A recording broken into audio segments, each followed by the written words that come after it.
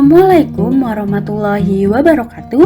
Kami dari kelompok 5. Di sini kami akan menjelaskan mengenai video yaitu asuransi sosial dengan permasalahan yaitu BPJS Kesehatan. Sebelumnya izinkan kami untuk memperkenalkan diri dari kelompok 5 yang beranggotakan yaitu Muhammad Al-Amin dengan NIM 1980424113. Yang kedua ada Putri Juwaria dengan NIM 198042444013. Selanjutnya ada Bintang Priyaninda dengan NIM 198042444018. Dan yang terakhir ada Widya Helena Astutiningsih dengan NIM 198042444020. Sebelum masuk ke permasalahan mengenai BPJS Kesehatan, marilah kita simak penjelasan materi apa itu jaminan sosial dan asuransi sosial, serta marilah kita simak video mengenai permasalahan sosial yang ada di Indonesia. Kemensos optimis mampu ikut menurunkan angka kemiskinan di Indonesia. Salah satu cara yang dilakukan adalah dengan mengoptimalkan penggunaan kartu keluarga sejahtera. Optimalisasi pengurangan angka kemiskinan adalah dengan cara ikut memasukkan para penyandang masalah kesejahteraan sosial yang selama ini tidak terdata karena tidak memiliki kartu keterangan, baik berupa kartu keluarga ataupun KTP. Mereka diregistrasi untuk bisa mendapatkan bantuan sosial melalui kartu keluarga sejahtera. Selain dengan PKH, penanganan kemiskinan juga menyasar kepada penyandang masalah kesejahteraan sosial atau PMKS melalui Kartu Indonesia Pintar, Kartu Indonesia Sehat, dan Kartu Keluarga Sejahtera. Salah satu implementasi penanggulangan kemiskinan melalui program Keluarga Harapan. Tahun ini program tersebut ditingkatkan jumlah sasarannya dan diintegrasikan dengan program Kartu Sakti. Dari RPJM dalam 5 tahun ke depan, target turunnya angka kemiskinan sebesar 4% dan Kemensos memiliki peran menurunkan angka kemiskinan sebesar 1%-nya dengan asumsi tunjangan alokasi anggaran tidak berubah. Program Kartu Indonesia Pintar, Kartu Indonesia Sehat, dan Kartu Keluarga Sejahtera tidak hanya menguatkan kesetiakawanan sosial, tapi menjadi benteng ketahanan sosial masyarakat, sehingga iklim saling percaya, komunikasi santun, dan keeratan sosial akan hadir di tengah masyarakat. Setelah melihat permasalahan sosial di Indonesia, marilah kita simak pengertian dari jaminan sosial. Jadi, menurut Undang-Undang Republik Indonesia Nomor 40 Tahun 2004, sistem jaminan sosial nasional adalah suatu cara penyelenggaraan program jaminan sosial oleh beberapa badan penyelenggaraan jaminan sosial. Dan asuransi sosial adalah suatu mekanisme pengumpulan dana yang bersifat wajib yang berasal dari iuran guna memberikan perlindungan atas resiko sosial ekonomi yang menimpa peserta dan atau anggota keluarganya. Sebelum masuk ke analisis empiris, marilah kita simak video mengenai permasalahan BPJS Kesehatan. Mulai 1 Januari 2021, iuran tarif program Jaminan Kesehatan Nasional BPJS Kesehatan untuk kelas 3 resmi naik menjadi Rp35.000 per bulan. Dikutip dari Detik Finance, kebijakan iuran BPJS Kesehatan telah diatur dalam Perpres nomor 64 tahun 2020. Menurut Perpres yang dikeluarkan pertengahan tahun 2020 tersebut, ada selisih antara yang dibayarkan pada 2020 dan 2021. Menurut Kepala Humas BPJS Kesehatan M. Iqbal Anas Ma'ruf, sebenarnya tidak ada kenaikan dalam iuran BPJS Kesehatan kelas 3, yakni sebesar Rp42.000. Yang membedakan adalah besaran subsidi dari pemerintah. Pada 2020, peserta hanya membayar Rp25.500, sisanya Rp16.500 dibayarkan oleh pemerintah. Namun pada 2021 ini, peserta harus membayar Rp35.000, sedangkan Rp7.000 dibayarkan oleh pemerintah. Artinya, di tahun ini ada kenaikan tambahan Rp9.500 setiap bulannya bagi peserta BPJS Kesehatan kelas 3. Sementara itu, untuk peserta kelas 1 dan 2 sudah lebih dulu mengalami kenaikan tarif sejak 1 Juli 2020. Dan berikut daftar iuran BPJS Kesehatan 2021 yang harus dibayar peserta yang mengacu pada Perpres nomor 64 tahun 2020. Sebelumnya, kita sudah melihat berita mengenai permasalahan kenaikan BPJS Kesehatan. Marilah kita analisis kondisi empiris tersebut. Jadi, apa sih permasalahan BPJS sebenarnya? Jadi, permasalahan BPJS sebenarnya yaitu kenaikan BPJS dan pelayanan kesehatan yang dinilai masih buruk. Analisis berkaitan dengan konsep. BPJS Kesehatan merupakan sebuah jaminan sosial pemerintah yang bekerja sama dengan Kementerian Sosial yang mana telah ditetapkan sejak tahun 2014. Dengan adanya BPJS Kesehatan masyarakat, diharapkan mendapatkan jaminan agar masyarakat memperoleh manfaat pemeliharaan kesehatan dan juga perlindungan dalam memenuhi kebutuhan dasar kesehatan. Seiring dengan berjalannya waktu, BPJS ini mengalami banyak kontroversi dan permasalahan di kehidupan masyarakat, tak terkecuali dengan pelayanan kesehatan yang diperoleh oleh penggunanya. Dalam pelayanan BPJS ini, pelayanan kesehatan yang diperoleh dari sebagian masyarakat masih dinilai kurang optimal. Hal ini dikarenakan adanya perbedaan pelayanan antara peserta BPJS dengan peserta umum lainnya. Dilansir dari berita1.com bahwa adanya kenaikan iuran BPJS untuk semua kelas dan adanya pemotongan subsidi pemerintah untuk golongan kelas 3. Dengan hal ini, alasan dari pemerintah menaikkan iuran tersebut dikarenakan pada saat COVID-19 tahun 2020 tahun lalu, BPJS mengalami defisit anggaran untuk layanan kesehatan, yang mana pemerintah memutarkan kebijakannya untuk menaikkan iuran BPJS ini. Permasalahan di atas bisa kita buktikan dengan melihat tabel yang ada di slide berikutnya. Pada tabel 1, kenaikan iuran BPJS tahun berlaku 2016 dengan 2020. Bisa dilihat besaran iuran sebelum kenaikan dan besaran iuran setelah kenaikan dari iuran BPJS itu sendiri. Pada tahun 2016, kelas 1 mengalami kenaikan sebesar 21.000 atau dengan persentase 35,59 yang mana besaran iurannya naik menjadi 80.000. Untuk kelas 2, besaran kenaikan iuran BPJS adalah sebesar 8.500 dengan persentase 20% yang mana besaran iuran yang dibayarkan adalah 51.000. Sedangkan pada tahun 2016 untuk golongan kelas 3, untuk besaran kenaikan adalah tetap dengan nominal yang dibayarkan adalah tetap yaitu 25.500. Sedangkan pada tahun 2020 sejak diberlakukannya kenaikan iuran BPJS ini pada golongan kelas 1, iuran BPJS mengalami kenaikan sebesar 80.000 atau bisa dikatakan 100%, yang mana besaran iuran setelah kenaikan yang harus dibayarkan oleh peserta BPJS pada golongan 1 atau kelas 1 adalah sebesar 1.160. Sedangkan untuk kelas 2 mengalami kenaikan sebesar 59.000 atau dengan 115,68%. Dengan iuran yang dibayarkan adalah 110.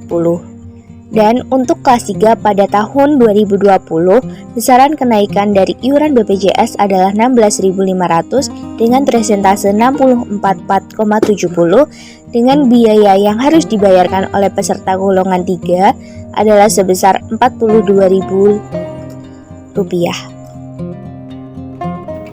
Bagaimana layanan mengenai BPJS Kesehatan menurut masyarakat? Marilah simak video wawancara berikut ini.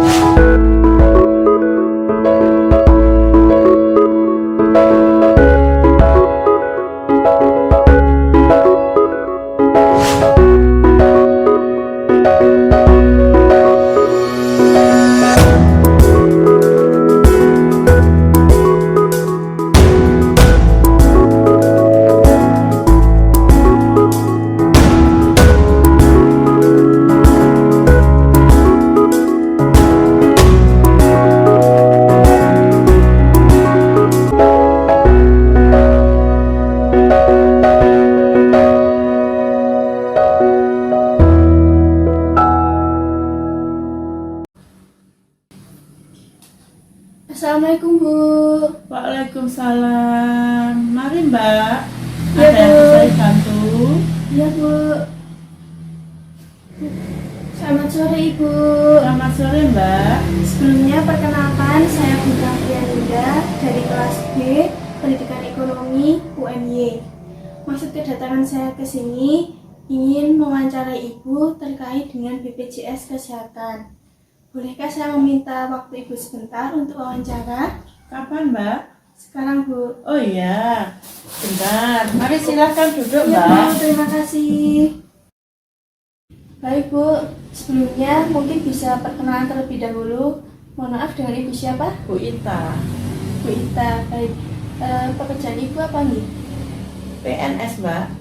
Oh, PNS. Sebagai apa Bu? Sebagai guru Mbak. Guru SD. Oh, ya Bu. Saya di sini ingin bertanya Bu mengenai BPJS Kesehatan. Apakah Ibu mengetahui Bu tentang program BPJS Kesehatan ini? Iya Mbak, mengetahui. Lalu apakah Ibu menjadi pengguna kartu BPJS Kesehatan? Iya Mbak, sudah otomatis. Kalau boleh tahu sejak kapan Bu? Ya, sejak pengangkatan jadi PNS Mbak tahun 94. Oh, sudah lama Bu? Iya. Baik. Lalu BPJS Ibu itu kalau boleh tahu kategori berapa nih Bu? Kategori 4 ya Mbak, mungkin sudah sesuai golongan ya, sudah otomatis. Ya Bu. Lalu besaran dana yang dikeluarkan untuk membayar BPJS ini berapa Bu? Maaf ya Mbak, kalau itu kok saya kurang tahu yang jelas, karena mungkin sudah otomatis mengikuti golongan, jadi kalau besarnya potongan kok maaf kurang jelas Mbak. Oh ini baik Bu. Lalu apakah ada perbedaan Bu di setiap tingkatan golongannya? Ya ada lah Mbak. Oh begitu Bu. Lalu apakah setiap tahunnya itu iuran BPJS ini mengalami kenaikan Bu? Belum tentu. Belum tentu. Belum tentu. Mungkin hanya itu sesuai golongan itu Mbak. Oh ya baik Bu. Lalu karena Ibu ini seorang PNS ya Bu, apakah Ya, biaya iuran yang dikeluarkan untuk BPJS ini berasal dari instansi atau berasal dari Ibu sendiri? ya dari pribadi sendiri toh Mbak, sudah otomatis itu. Dari gaji ya Bu? Iya, sudah langsung dipotong. Iya Bu. Lalu selama memilih kartu BPJS ini apakah Ibu sudah memanfaatkannya untuk kesehatan Bu? Ya udah berulang kali toh Mbak. Misalnya untuk, kalau maaf ya, kalau misalnya untuk biaya opnam ya saya insya Allah yang saya minta itu sehat. Tapi kalau untuk biaya pemeriksaan mata, pemeriksaan gigi udah pernah Mbak. Oh, baik Bu. Lalu jika Ibu sudah pernah memakainya, seperti apa Bu pelayanan yang diberikan bagi pengguna BPJS? Ya cukup baik Mbak. Iya Bu. Lalu menurut Ibu untuk pelayanan BPJS ini baik di fase 1 rumah sakit apakah sudah optimal Bu? Ya sudah ya Mbak. Tapi sering ada itu perbedaan itu loh Mbak. Misalnya dari golongan 2 misalnya ya. Golongan 2 fasilitasnya misalnya di ruang ini, kok mau ke ruang 3, nah itu ya boleh saja Mbak, tapi dengan menambah biaya sendiri, tapi nggak mahal kok Mbak. Oh seperti itu Iya. Bu. Lalu apakah menurut Ibu ini BPJS Kesehatan ini wajib dimiliki oleh seluruh lapisan masyarakat Bu? Ya wajib toh Mbak, karena itu kan jaminan kesehatan. Gitu. Ya. Lalu dengan BPJS ini menurut Ibu apakah sudah efektif Bu diterapkan di Indonesia? Ya sudah, karena banyak masyarakat yang sudah terlayani dengan adanya BPJS ini. Contohnya misalnya ada keluarga yang sakit terus dibawa ke rumah sakit atau puskesmas, itu misalnya pas kebetulan keuangan sedang menipis, dengan adanya jaminan BPJS ini kan sudah mengurangi beban tuh Mbak, sehingga hanya paling menambah sedikit. Mungkin ada yang bebas tidak membayar, mungkin ada yang nambah biaya atau membayar sedikit, atau ada yang banyak, nanti sesuai dengan kamarnya yang untuk rawat inap Mbak.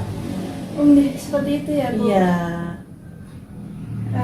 Baik Bu, terima kasih atas waktunya untuk wawancara ini. Ya, sama-sama Mbak. Terima kasih banyak Bu. Iya.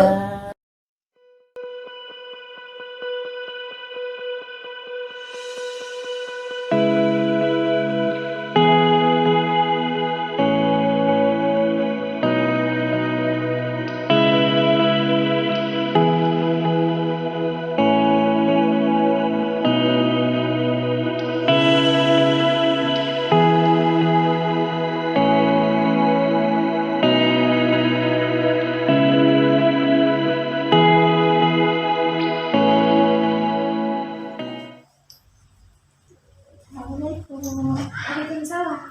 Oke, sebelumnya perkenalkan saya Widya Helena Supriyanti.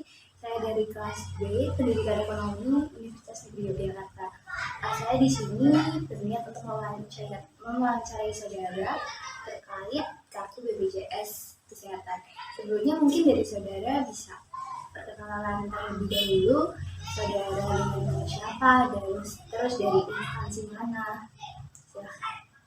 Perkenalkan, nama saya Ina Handayani, saya dari Universitas Islam Negeri Wali Songo. Oke, mungkin saya bisa panggil Mbak Ina ya. Mbak Ina nih, Mbak Ina tahu nggak sih terkait program dari pemerintah mengenai kartu BPJS Kesehatan? Iya, saya tahu. Nah, dari Mbak Ina tahu untuk BPJS Kesehatan, apakah dari Mbak Ina sendiri? Mbak Ina, apakah sebagai pengguna BPJS Kesehatan itu? Iya. Oke, Mbak Ina pengguna dari kartu BPJS. Nah, kalau boleh tahu Mbak Ina udah pakai kartu BPJS dari tahun berapa sih? Dari sejak SMA. Dari sejak SMA. Kalau boleh tahu tahun berapa ya? Berarti tahun 2000, kisaran 2015-2016 kali. Oh, berarti udah lama juga ya. Terus nih, kalau Mbak Ina masuk kategori BPJS keberapa ya? Terus kalau besaran iurannya per bulannya biasanya berapa sih yang dibayarkan? Kalau soal itu saya kurang tahu sih Mbak, soalnya yang mengurus BPJS itu ayah saya. Oh, berarti langsung ya dari ayah Mbak sendiri.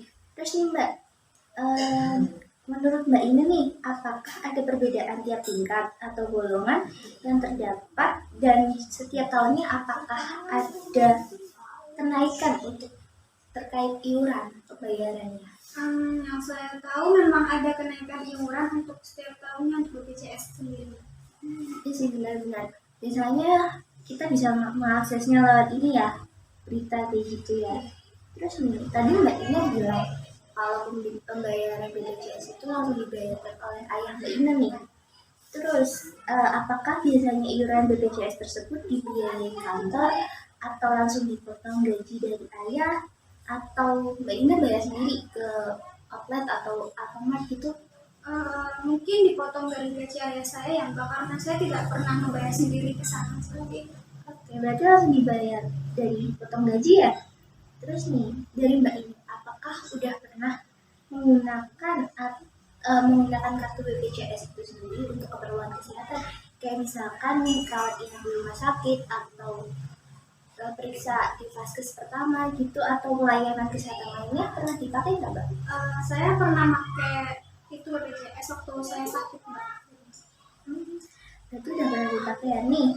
Terus menurut Mbak Ina, pelayanan peserta BPJS baik itu di vaskes pertama atau enggak di rumah sakit atau bahkan dimanapun gitu, untuk pelayanan kesehatannya apakah sudah optimal? Terus kalau udah optimal kata Mbak itu kenapa, dan kalau misalkan sebaiknya itu kenapa? Kalau yang saya tahu itu, kalau misalnya kita menggunakan BPJS itu pelayanan kesehatannya malah sering di nomor 2 kan atau kurang diprioritaskan seperti itu Mbak. Ini sih benar-benar kalau kita lihat di realitanya emang benar sih pengguna BPJS di nomor 2 kan. Terus kata Mbak Ina nih,